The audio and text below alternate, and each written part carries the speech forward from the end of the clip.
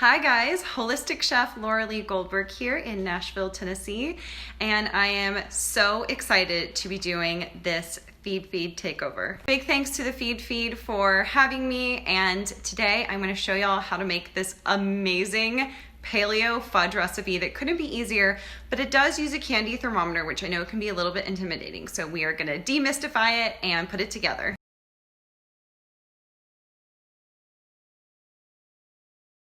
So the first step is to take our dark chocolate chips and sprinkle them in an even layer along the bottom of our parchment.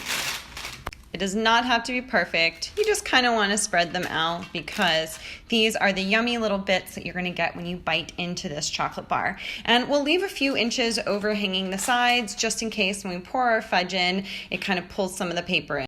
The next step is to take our cocoa or cacao powder,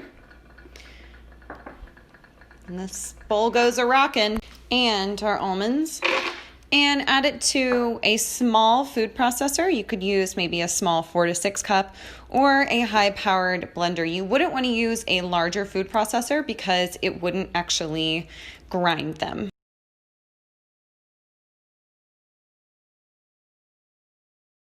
This is what your crumble consistency should look like. It's pretty fine, but there will be still some tiny pieces of almonds which add a nice little bite.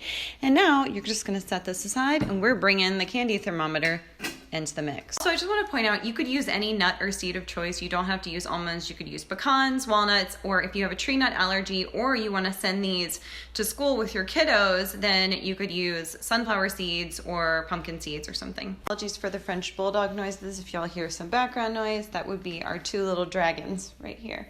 So for our Paleo Fudge recipe, we want to look for it to say either 120 degrees Celsius or 250 degrees Fahrenheit. So try to keep those numbers in the back of your mind as you go into this. Okay, so to our little sauce pot, we are adding our 1/3 cup coconut oil and our 1/4 cup of honey. Okay, so I've brought our sauce pot over to the stove, turned the heat on to about medium, and I'm just kind of whisking this together. And the goal is to bring this to a boil. This is definitely a recipe that moves quickly, so you want to have your eyes on the prize the whole time. I can already hear that it is starting to come to a boil, so you want to move fast. Now, as soon as this mixture comes to a boil, I'm going to take our candy thermometer and I'm going to start watching it like a hawk.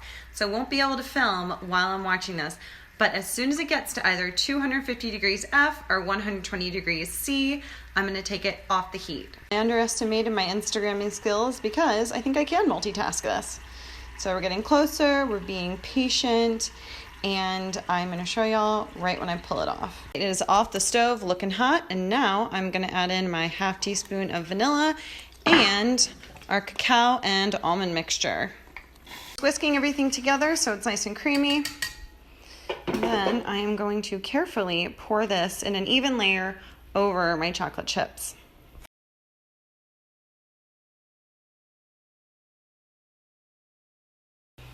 Just gonna smooth this baby out. And then I'm gonna tear off some of this excess paper. At this point, you can kind of have fun with toppings. If you want to add some stuff, I've done freeze-dried fruit like raspberries or strawberries. I've done cacao nibs. And today I'm gonna do some toasted coconut flakes and sea salt. Just gonna sprinkle this baby with some beautiful toasted coconut, add a nice little crunch and nutty flavor. Then just some Celtic sea salt. You could use Himalayan or a thicker ground. Lastly, we are just gonna pop this baby in the freezer for half an hour or in the refrigerator for 1 hour before we slice it. So I love this recipe not just because it tastes flipping amazing, but because it uses healthy and real whole foods ingredients. Honey is so nutritious and it has antibacterial elements.